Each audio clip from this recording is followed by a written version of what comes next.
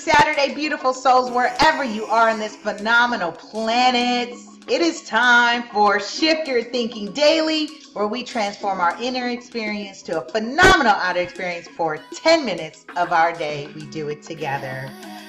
All right, let's jump into it. We are now doing deep breaths before we get into today's message, just so that we can kind of release tension, be clear in mind, body, spirit, and focus on this moment right now. All right, a couple deep breaths. Follow me. Breathe in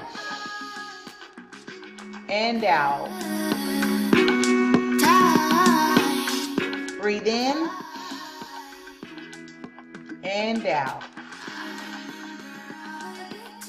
Woo. How are you, lovey? Say hi, say hello, drop a comment in the comments down below.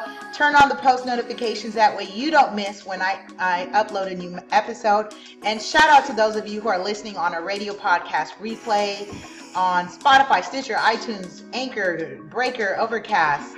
And if you prefer video, please make sure you're subscribed to our YouTube channel at lasuperagent.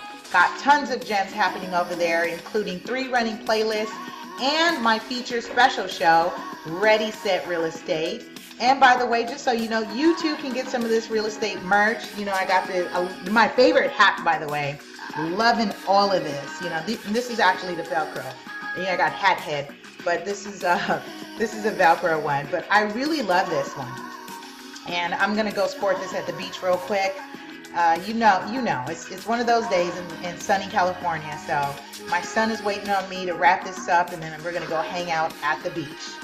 Okay, getting in today's episode. This is we are on episode 102, and I am calling this What's Next?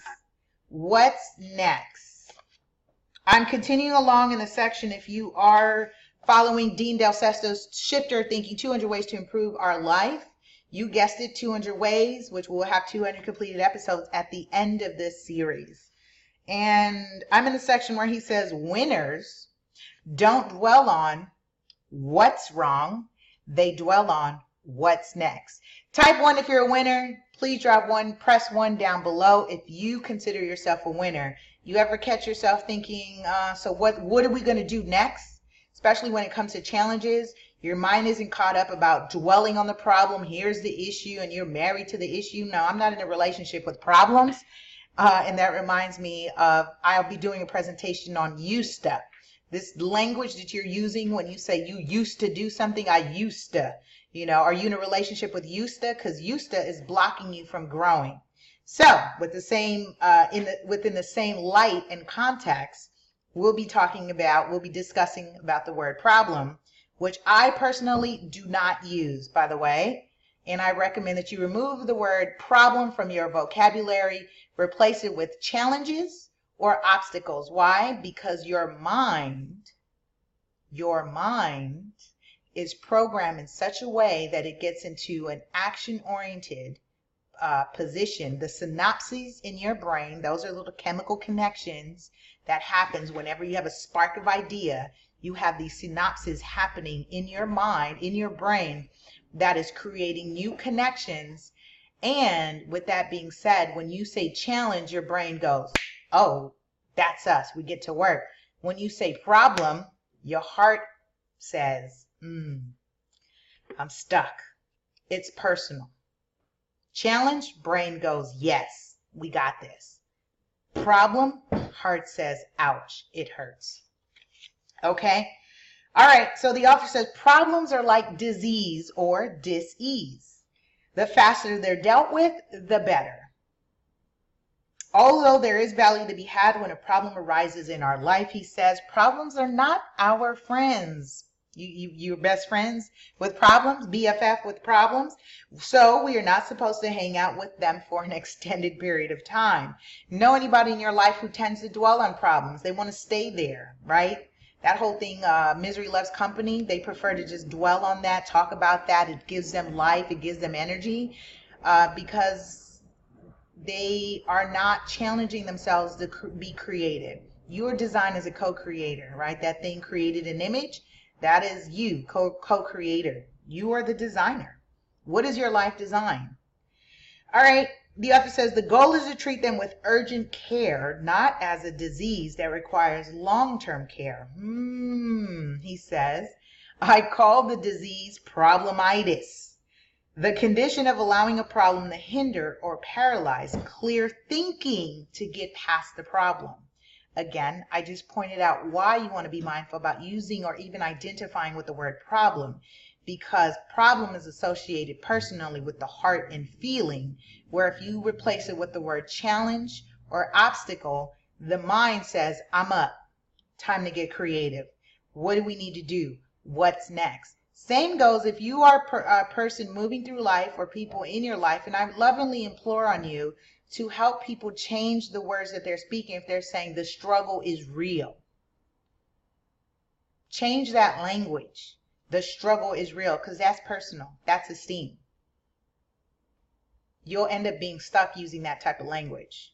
Not only that, but you'll continue to magnetize it to you as well. Also be mindful when you are identifying with problems, right? Again, this is about shift your thinking, changing these habits. The author says disease is a strong word, I know, but problems can become a disease if we entertain them for a while, and quote unquote, the avoidance of dealing becomes a habit. And I've been there. This is what I really appreciate about shift your thinking. It allows me to reflect at moments that I've experienced and things that I've done and where I am now.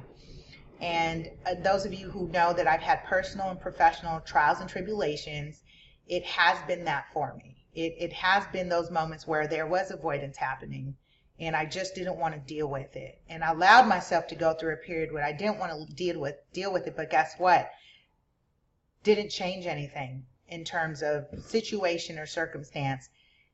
The only way I could change it is by dealing with it. I had to face it. So if you're going through something right now, yes, forgive yourself for allowing the avoidance to kick in.